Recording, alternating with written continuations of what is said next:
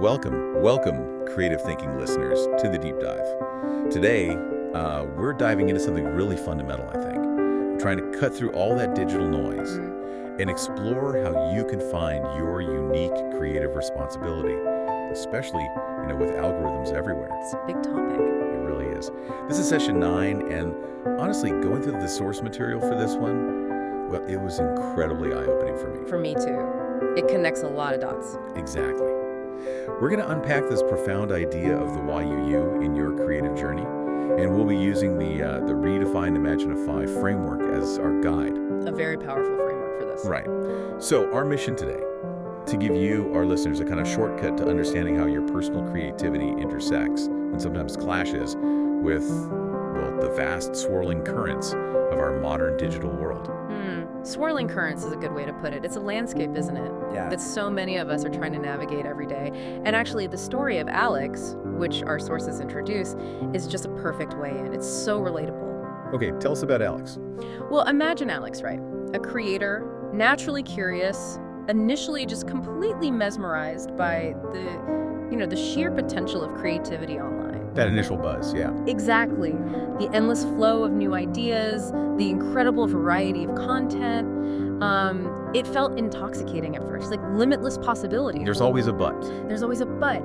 That initial wonder, that excitement, it started to, well, curdle, I suppose, into this really profound sense of overwhelm. Overwhelm, okay, why? Because, and this is key, it wasn't just people sharing ideas anymore. It became this unprecedented flood of content, much of it generated or heavily influenced by AI algorithms. The algorithms step in. They step in big time. Alex would spend hours, scrolling, taking it all in, but then started noticing something. Almost insidious. Insidious how? These algorithms weren't just organizing the content neutrally, they were actively optimizing it based on specific, often hidden metrics. Metrics like? Oh, things like dwell time, how long you linger on something, or share velocity, how quickly something gets shared. Even complex things like novelty decay rate, how fast something feels old. Wow. Okay, so it's not just showing popular stuff. Not at all. It meant they weren't just reflecting what was popular. They were actively defining what could become popular. They were shaping trends, subtly maybe, but powerfully. Influencing what we all start to see as valuable. Precisely. Influencing what people across the globe started considering valuable, often at the expense of genuine originality or maybe quieter, deeper work. It shifted from discovery to definition. The algorithm defines. And that's the trap for creators, isn't it? That's the dilemma. How do you keep your own sense of direction, your own creative compass, when there's all this algorithmic noise? It really is like trying to navigate in a thick fog, like you said, where the compass just keeps spinning wildly. Yeah. You lose your bearings. You do. That feeling of losing your unique creative North Star, it's a really core problem we see creators facing today. And our sources, they actually bring up a specific term for this, coined right in relation to this struggle for the way you in creative responsibility. The term is Nija. Yes, Nija. Can you unpack that for us? What does Nija really represent here? Yeah, absolutely. So Nija, as the sources present it, it's not just about your personal creativity in a general sense. It's positioned as something deeper, like the indigenous spark within you. Indigenous spark, okay. Yeah, that sort of irreducible core of your individual creative will. The part of you that ideally fiercely resists being totally shaped by these external algorithmic pressures. So it's like your inner compass. Exactly. Think of it as your internal compass, that gut feeling, that sort of primal creative drive that tells you what truly matters for you to create. Regardless of trends. Regardless of fleeting trends, regardless of what's supposedly performing well online at that moment. It's that deep-seated authenticity we crave. But it's hard to hold on to, I imagine. Oh, incredibly hard, because it's not just about the sheer quantity of algorithm-driven content. It's about the influence of these systems. They inherently incentivize predictability. How so? Well, think about it. If an algorithm consistently promotes, say, a certain style of video or a specific type of narrative because it hits the right engagement metrics, Right. it subtly teaches the entire audience over time what is good, what is popular, what is worthwhile within that platform's context. Positioning us. Exactly. It conditions creators, often unconsciously, to start chasing this unseen, constantly shifting target set by the algorithm, rather than listening to their own naija, their own genuine creative impulses. So the core problem is like a creative erosion. That's a great way to put it. Creative erosion. Unique voices get drowned out, or maybe worse, they get tailored, sanded down, just to appease these digital gatekeepers. And in that process, you lose that intrinsic sense of purpose, that why behind your creation. That image of the constantly spinning compass, it really hits home. That sense of drift. Yeah. And it was exactly that feeling, that pervasive sense of being lost in the algorithmic fog, that pushed Alex towards a really critical turning point. A moment of clarity, maybe? Yeah. Amidst all that thinking, that scrolling, questioning what creativity even meant anymore, Alex didn't just stumble upon something. Alex actively sought out something more solid. Looking for an anchor. Exactly. Yeah. And that search led directly to the discovery of the Redefined Imagine Framework. Ah, the framework itself. Yes. And it wasn't just, another blog post or a fleeting trend.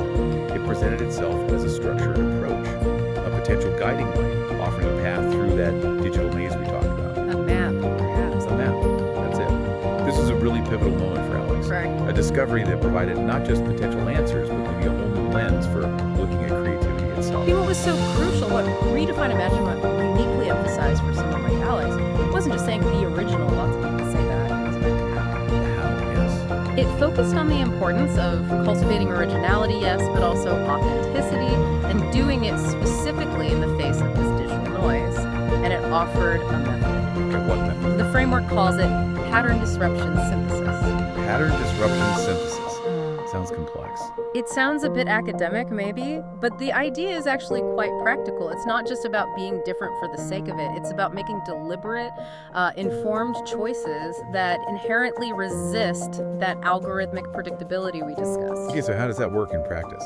Deliberate choices. Right. It teaches creators to first meticulously deconstruct common algorithmic patterns they see in popular content. Deconstruct. Take it apart. Yeah, analyze it. Is there a common narrative arc?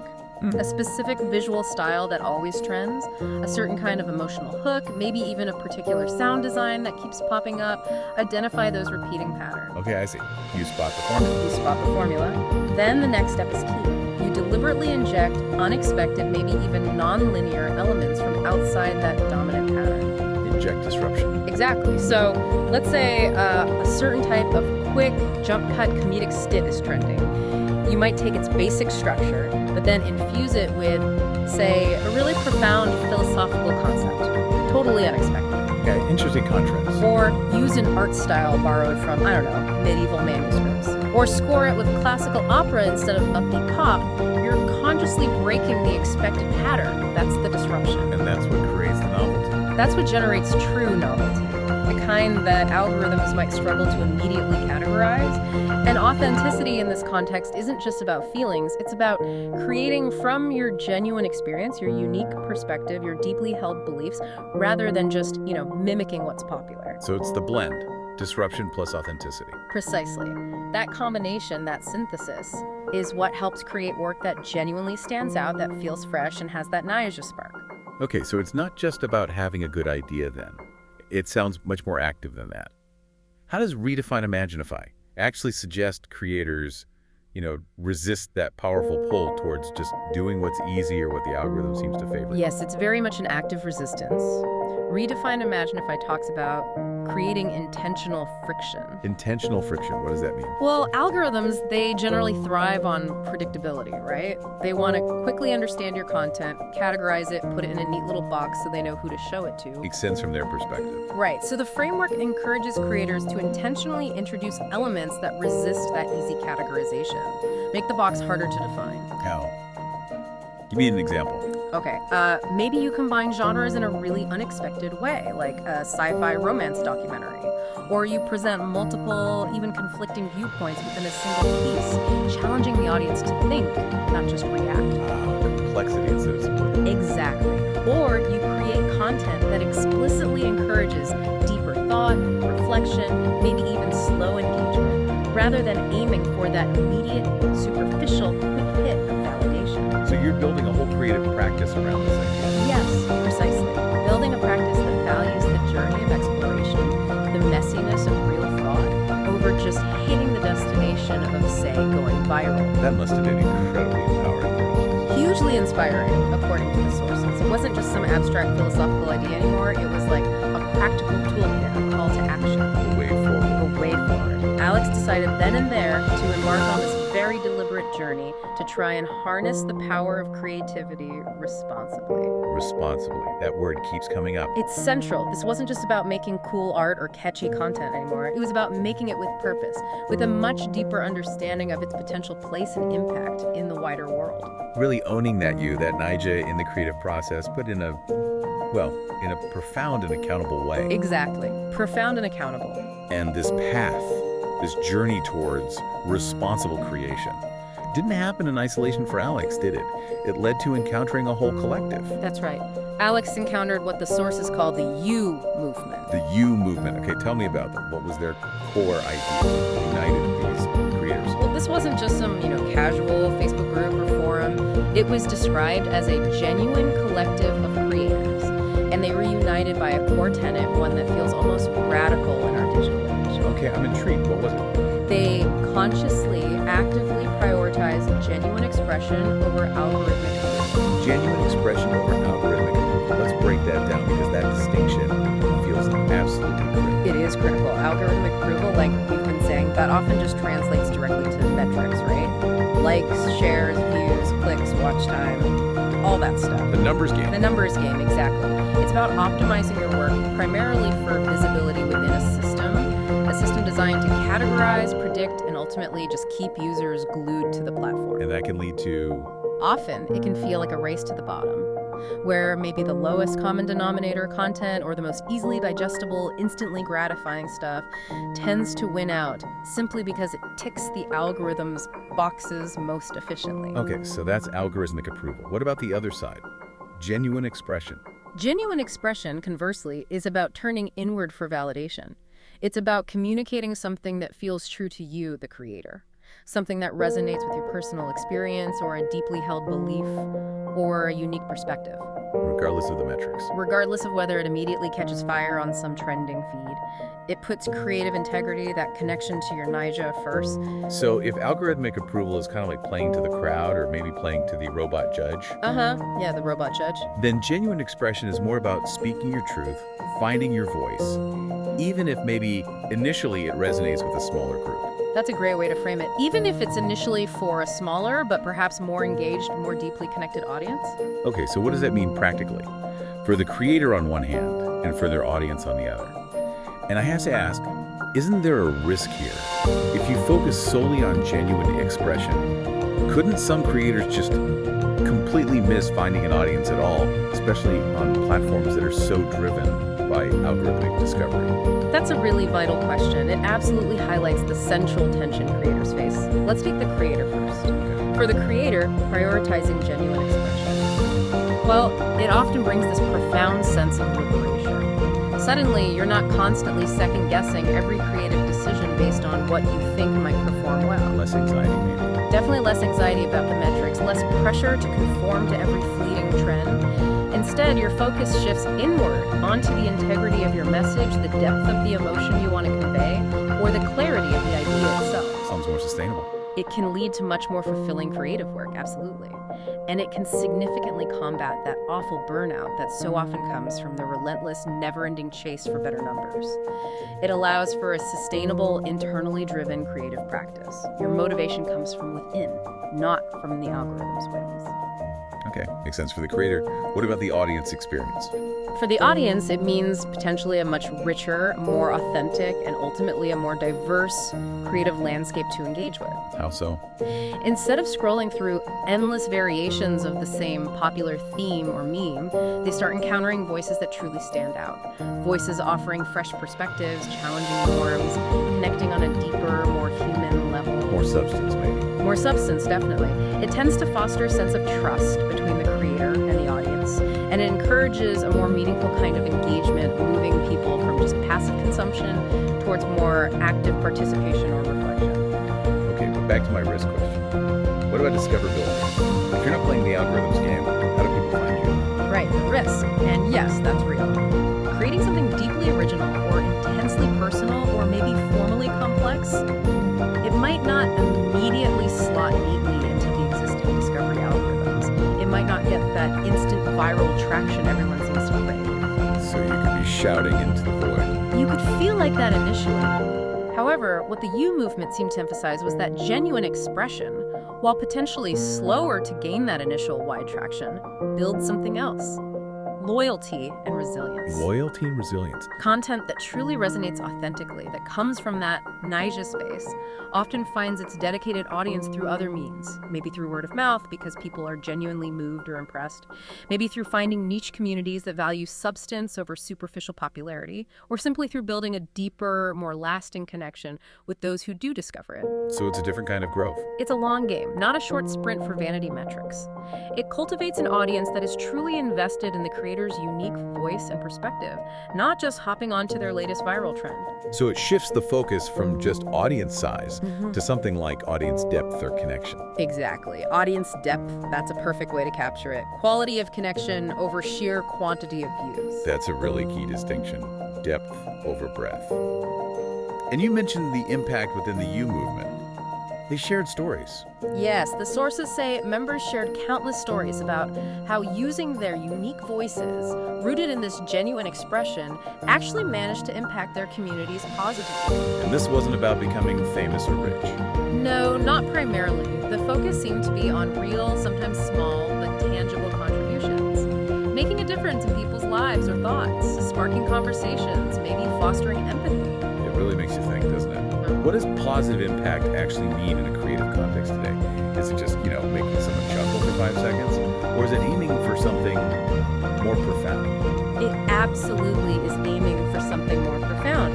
And this very focus, this collective exploration of positive impact, led them directly to another crucial discussion point, one that's incredibly relevant in our hyper-connected, often noisy digital world. What was that? They started asking, what actually constitutes a good comment in the digital age? A good comment. Interesting. We usually just focus on the number of comments. Yeah, exactly. We focus on quantity, but they were digging into the quality. They weren't talking about just any comment or even just a flattering one like OMG amazing. They were trying to define a comment that truly serves a higher purpose within that creative ecosystem. A higher purpose. Okay. So what did they land on? What makes a comment good in their view? A good comment, in their collective view, is one that achieves at least one of 3 things.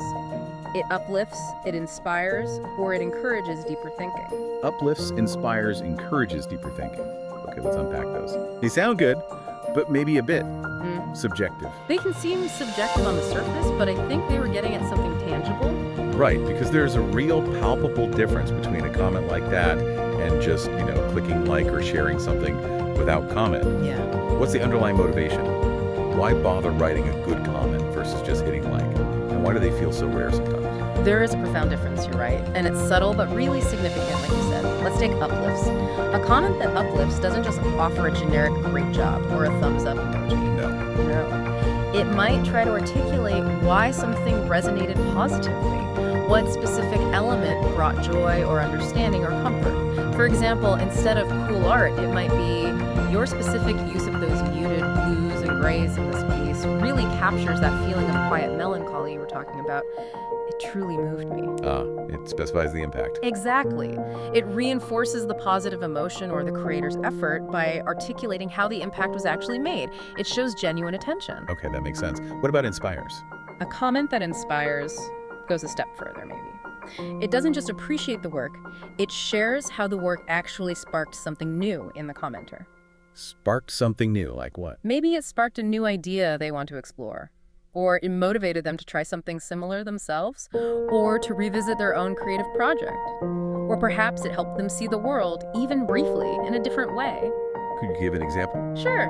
Like reading your story about finally overcoming that huge creative block actually made me dust off my old guitar that's been sitting in the corner for years. Thank you for sharing that. It's about igniting new possibilities in others and sharing that spark back. I like that, sharing the spark back.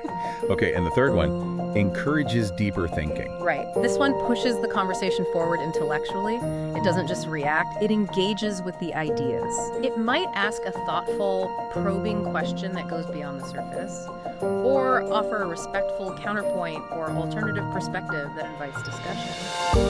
Or maybe it connects a creative piece to a broader theme, a different field, or a current event, inviting the creator and others to explore those connections. So not just agreement, but extension. Extension, exactly. Like, this abstract painting makes me think about the fragility of memory, especially in our digital age, where everything feels so temporary.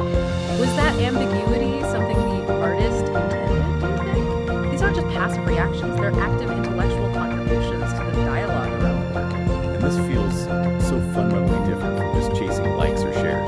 Completely different. A like is, well, it's often quick, almost thoughtless affirmation. A click. A share might increase reach, sure, but it doesn't necessarily deepen anyone's understanding or genuine engagement with the work itself. Precisely. Likes and shares are easy metrics for platforms to count, but they often lack substance. So why are these good comments, the uplifting, inspiring, deeper thinking ones, why do they feel so difficult to find online? And why are they ultimately more valuable, as the You movement suggests, for both our collective imagination and our personal growth? Well, I think they're rare primarily because they require effort. Real effort, intention, and a genuine willingness to engage thoughtfully. Which isn't always encouraged online. No, it's often the opposite, isn't it? So much of digital platform design seems geared towards fast-paced, low-effort, superficial interactions.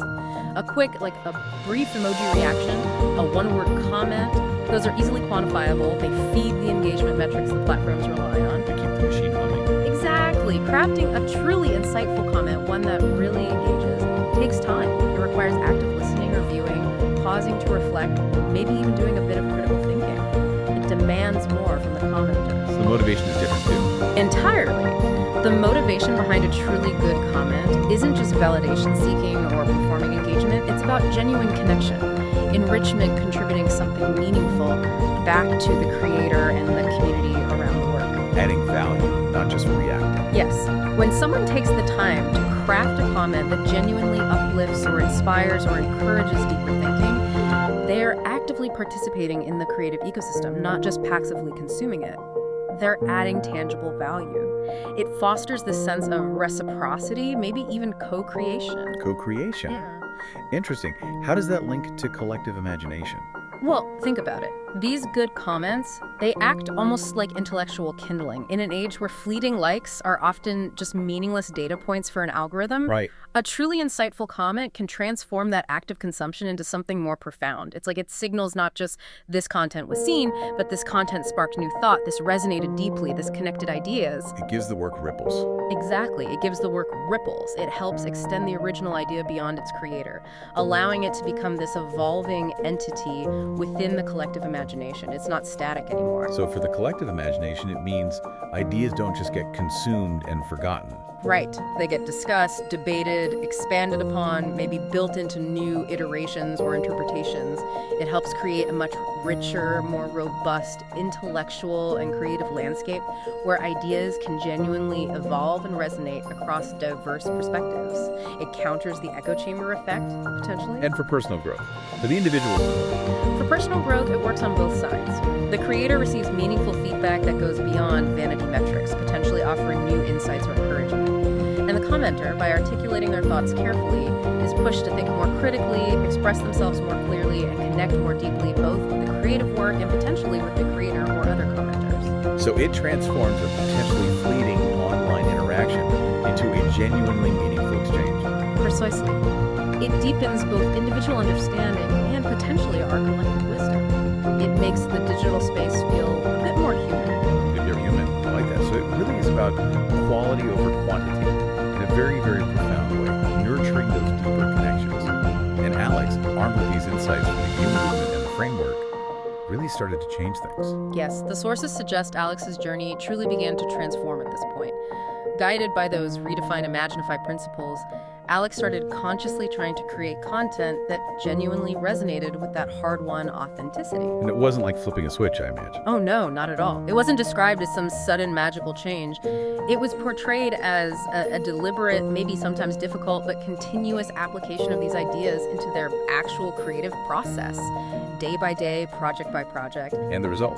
The work started to feel different, not just good in a technical sense, but it felt real. Real to Alex in the making of it, and importantly, real to those who engaged with it. It started to connect on that deeper level. And how was Alex achieving that? You mentioned blending experiences earlier. Exactly.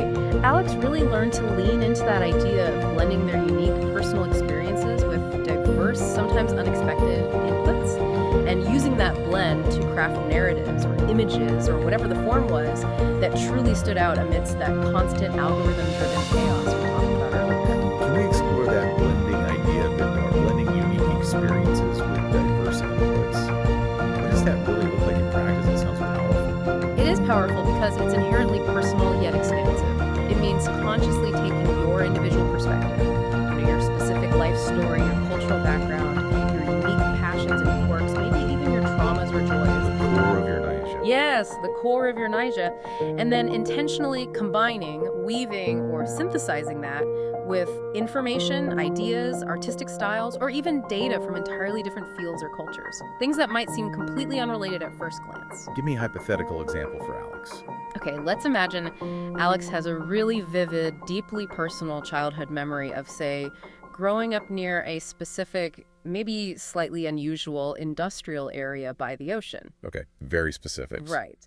Alex could take the feeling of that memory, the sounds, the smells, the light, and weave it into a narrative that's structurally inspired by, I don't know, ancient Mesopotamian creation myths they've been reading about. Wow, okay. That's a blend. Or maybe Alex is fascinated by concepts in modern quantum physics. They could try to integrate those abstract ideas about uncertainty or entanglement into a piece of purely abstract visual art using colors and forms derived from that childhood coastal memory. So connecting seemingly disparate things. Exactly. Or maybe Alex loves the aesthetic of classical Japanese ukiyo-e woodblock prints, but decides to combine those visual principles with the Foley techniques and sound design from a gritty, futuristic sci-fi film they just watched. Finding connections others might miss. Yes. And crucially, this process isn't just about throwing random things together like a collage. It's about synthesis. It's about finding those unexpected points of resonance, those surprising connections, and using them to create something that genuinely hasn't been seen or heard or felt in quite the same way before. And that naturally fosters originality.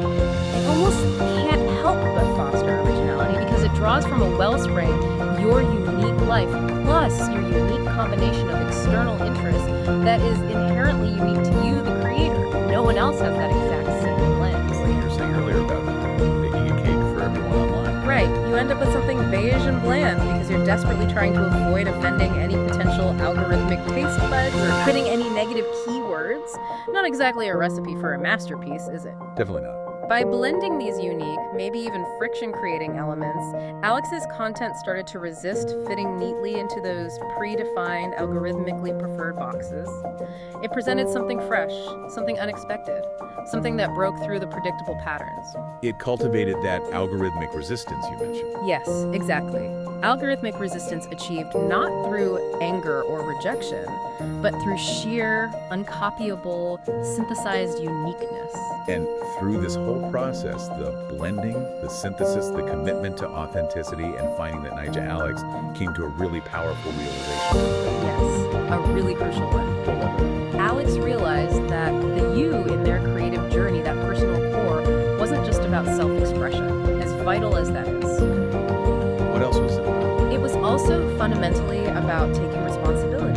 Taking responsibility for the real, sometimes profound impact their creations actually had on other people, on the audience, on the collective conversation. Responsibility, again, that feels like such a critical pivot point. Moving beyond just expressing myself towards what is the effect of my expression.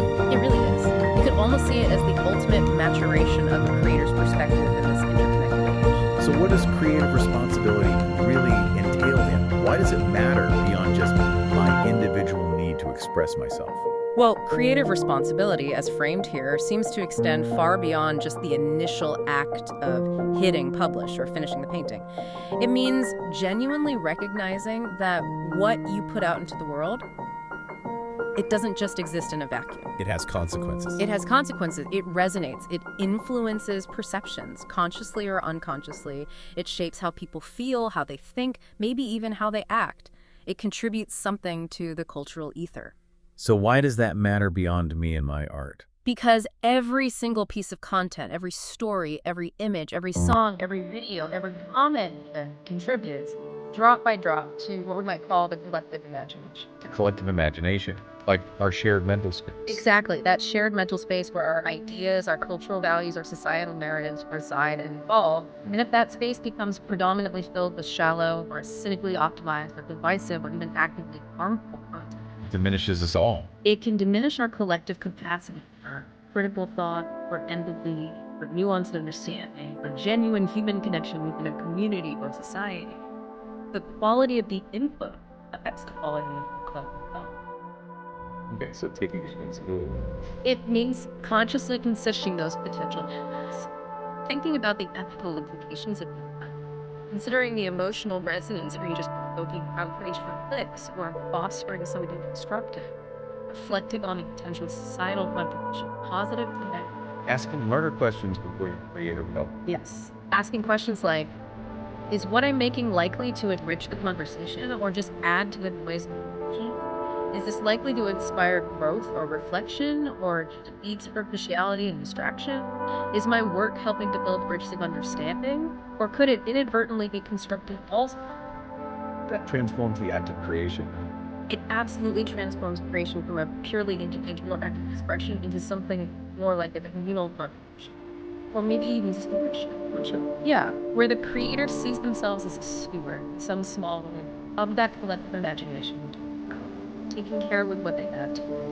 This is really where the concept of your unique voice truly meets the concept of our shared world in the creative. From you to me. That's powerful branding. What a journey for us. Indeed. A journey from overwhelm to agency to responsibility. And as Alex continued on this deeper creative exploration, grappling with impact and authenticity, they encountered something else from the sources of living. Ah, yes, the riddle. Seems working intention is paradox, this tension, creative. The riddle goes, I can inspire, I can connect, yet I'm often filled with the light. Expert script. Beautifully captures that dual nature, certainly specialist. It truly does. It hits right at the heart of it. Let's try it on that. I can inspire, I can. That's the powerful, most magical side of me. That's For purpose. for purpose. It sparks new ideas within one. It ignites emotions, joy, sorrow, empathy, anger. It has the power to bring them together, bridging divides in geography, culture, background, time. Yeah, think about a song that just instantly connects thousands of people. Exactly. Or a story that fundamentally changes your perspective on something God. Or an image that becomes iconic, maybe sparking a movement for justice, or simply reminding us of shared.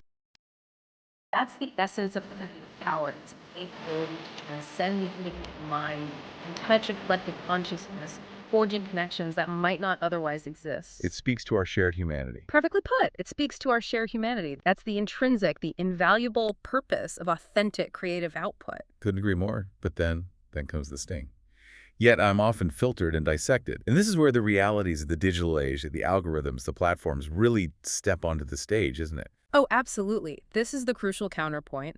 The very platforms that are supposedly designed to help us share and connect, they simultaneously introduce these layers of mediation, of interference that can fundamentally alter or obscure or even warp the creative work itself. Let's break down those words. Filter. What does that mean? Filtered, I think, speaks directly to those algorithmic gatekeepers we discussed. Your content, when you put it out there, isn't just presented neutrally to everyone who might appreciate it. No, it's heavily curated. It's prioritized based on platforms' goals, sometimes suppressed or shadow banned, its reach is artificially limited or boosted. So what you see is not the whole picture. Not even close. What gains visibility, what actually reaches eyeballs, is often determined by these incredibly complex, often opaque algorithms. And the primary design goal usually isn't artistic merit or profound meaning. It's maximizing user engagement metrics for platforms. Keeping people scrolling. Keeping people scrolling, keeping them clicking, keeping them watching ads. And this filtering can mean that truly original work, maybe complex ideas or subtle emotional pieces, they might really struggle to find an audience if they don't have to conform to the current algorithmic mold, or if they don't trigger those expected rapid-fire engagements. So it's not about quality, but compatibility. Often, yes. Compatibility with the system's objectives rather than inherent quality or value. That's the filtering. Okay, and the second part, dissected. How is creativity dissected? Dissected refers to the way digital content, once it's out there, is often ruthlessly broken down into its constituent components. It ceases to be a holistic piece of expression and becomes just data. It gets analyzed for keywords, for sentiment polarity, positive, negative, for estimated watch time, for calculated virality scores, for demographic reach, for shareability metrics. The very essence of the creation, its artistic merit, its intended message, its emotional depth, its cultural nuance, all of that can get reduced to your numbers, your metrics on a dashboard. Stripped of its context and soul. Exactly. Stripped of its holistic impact, its naija. It's like, imagine taking a beautiful, intricate, hand-painted portrait full of emotions and reducing it solely to an average color palette, its measured brushstroke density, and then trying to judge its value only on those dissected data points. Loses its soul. It loses its soul, doesn't it? The paradox is just so profound. The more technological means we invent for sharing our creations widely, The more ways those creations can be misunderstood, recontextualized, diminished, or simply turned into fodder for the machine by the very systems that enable their spread. we risk becoming just data points ourselves rather than unique voices communicating something meaningful. So the answer to I can inspire, I can connect, get involved, etc. It's your creative output. I think so. It's that unique essence that you, the creator, produce. Your voice, your story, your art, your idea, Product of your niche. product of your niche, your unique expression, attempting to navigate this incredibly complex, often impersonal world. And once it's out there, it's powerful, filtering message.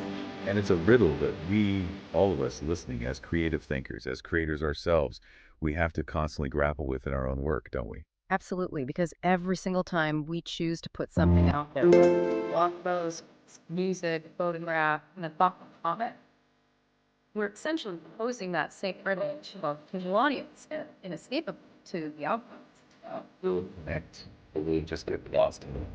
Will its meaning land, or will it just be dissected into meaningless data? Indeed, it really forces us to reflect, doesn't it, on the inherent vulnerability of our creative expressions in this digital sphere, but maybe also of the enduring power they can still hold if we manage to stay in it to their authentic core, to that naija. It challenges us to try and reclaim some agency in a landscape that often feels designed to automate and standardize everything, including creativity itself. Reclaiming agency, that's a perfect goal. And so, listeners, as you reflect on your own unique creative journey, wherever you are on that path, we really want to leave you with this pivotal question today. It's directly inspired by Alex's realizations, insights from Redefined Imagine. How can you ensure that your unique voice, your personal naija, contributes positively to the collective imagination, while at the same time realistically navigating intricate, sometimes bewildering complexities AI and algorithms shape so much of our roadmap? And this question really isn't just theoretical, is it? It's a practical, ongoing challenge. A call to action, maybe, for every single person who creates anything and puts it out to the world. So how to approach it? Well, we genuinely encourage you to consider the principles we've discussed today, drawn from the Redefined Imagine Framework, as a potential practical guide, a starting point for answering this question in your own efforts. Thinking actively about how you can cultivate genuine originality and authenticity, maybe through techniques like that pattern disruption synthesis. Making conscious choices to prioritize your genuine expression, right? Even when the lure of easy algorithms is strong. and maybe even consciously defining for yourself what a truly good comment, meaningful interaction looks like in your specific foster. Really comes out to be. Intentionality seems key. Being conscious of the choices you're making and their potential impact, both on your own creative integrity and on the wider conversation. The journey of creativity, it's truly encompasses. And we've really only just scratched the surface today, exploring this vibrant, complex tapestry together. There's always more to explore. Always. And integrating these concepts, these ideas about responsibility, authenticity, knowledge of pattern disruption, moving them from discussion into our actual real-life applications, our daily creative practice, well, that's the true challenges, and maybe also the true reward. Finding your own way to make it. Exactly. So as you move forward from this deep dives, meeting and sharing, pause and ask yourself this. What lasting legacy, however small, on my opinion, is to leave? The world recently shaped, filtered, dissected by AI and algorithms. How will my unique contribution truly make a positive difference in love and imagination, going beyond just pursuing measures? A powerful question to carry forward. Indeed. Until next time, keep creating, keep questioning, keep connecting authentically, and keep diving deep.